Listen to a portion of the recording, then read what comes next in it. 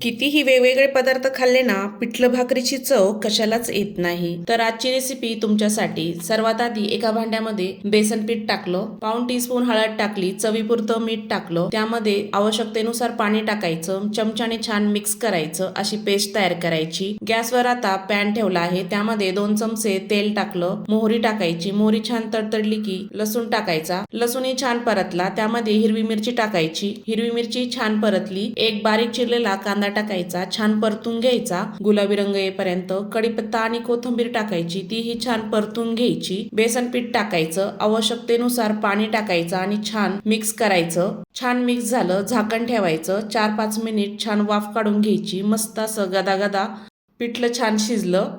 4 ते 5 मिनिटानंतर चेक करूया. पिठलं आपलं छान गदागदा शिजलं. मस्त पिठलं, बाजरीची भाकर, त्यासोबत ठेचा आणि कांदा. मस्त खा आणि करून बघा. व्हिडिओ आवडल्यास नक्की सबस्क्राईब करा, शेअर करा. संपूर्ण व्हिडिओ बघितल्याबद्दल धन्यवाद.